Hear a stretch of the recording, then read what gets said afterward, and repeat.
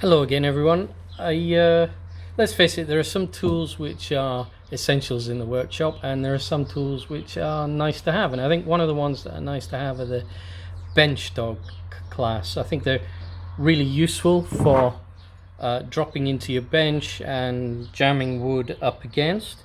I like to use these when I'm flattening a slab of wood. So today I thought I'd talk to you about how I've solved the bench dog thing price issue, because these things cost anywhere between $20 in America for your Veritas down to maybe 50 zloty over here in Poland for something cheaper, and everything in between. But they don't really get much cheaper than that. They're bespoke metal, and you know they you need a few of them. You can't get away with just one. You need many of these. So you're in it for $100, 400 zloty, whatever else. They are expensive things.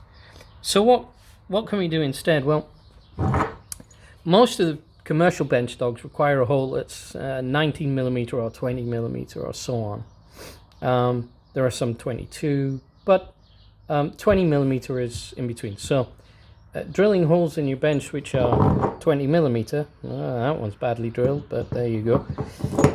Drilling holes in your bench which are 20 millimeter seems to be a good thing, because then you can use a variety of bench dogs, and also you can invent your own. And I've done just exactly that. I went out and bought M20 bolts. Believe it or not, I got these from a farmer's warehouse. And so 10 of these cost me 50 zloty, so they were 5 zloty each. So roughly the same price as one bench dog, commercial bench dog. I'm going to claim these are actually better than the commercial ones. What?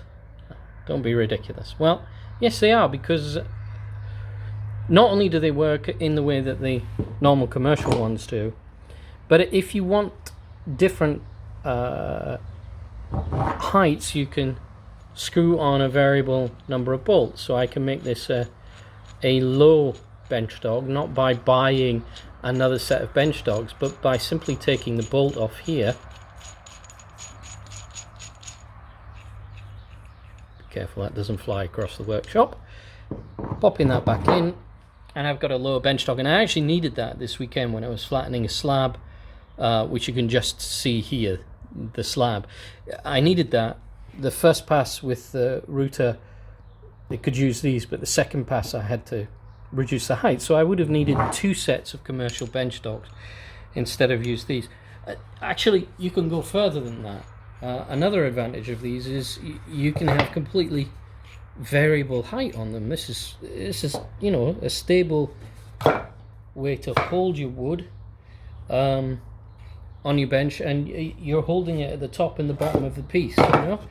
This is a good way to work on this piece of wood if you want to go this way. So these things have advantages over the commercial bench dogs, and so I started to wonder what else I could do with them. And here's one simple example. I've got a piece of wood over here which is illustrating that this is meant to represent a piece of wood that I've painted or that I've varnished, and I want it up off the bench. Now obviously the surface of these, if I were to place a piece of wood on them, that would touch the paint or varnish that I've applied to this side, and so I'd be restricted to doing one side at a time. I don't want to do that, it takes too long. So what I've done here, let's take that right out of the way. I've got my bench dogs, but I've added a tiny rubber foot to the top of them. This is actually a misshaped bolt, but don't worry about that. I've added a tiny rubber foot to the top of it. This gives me what we need for a painter's pyramid kind of bench dog, in that we have a surface which doesn't have much surface area when it touches the wood and the paint, but it doesn't penetrate either. It's nice and soft. The bare ones on their own wouldn't do this, but with this extra foot, they're fine. And these are just, I just thought I'd show you, these are just 3M electronics foot pads that are used for things like PCBs, standoffs for PCBs and so on. So these are incredibly cheap, made by a good company, 3M, and we've converted our ultra cheap bench dog into a painting pyramid there as well. Now there's no reason that one of these couldn't be converted using the bolting mechanism to clamp and to make that into a metal hold down. So I think that's something I want to look into in the future. The point is that these cost pennies, cents in the dollar. These cost nothing compared to your commercial versions, and they're more flexible, and they work just as well in terms of positioning your wood, if not better, because of the variable height qualities. So I really think that this is a cool tip. Thank you very much.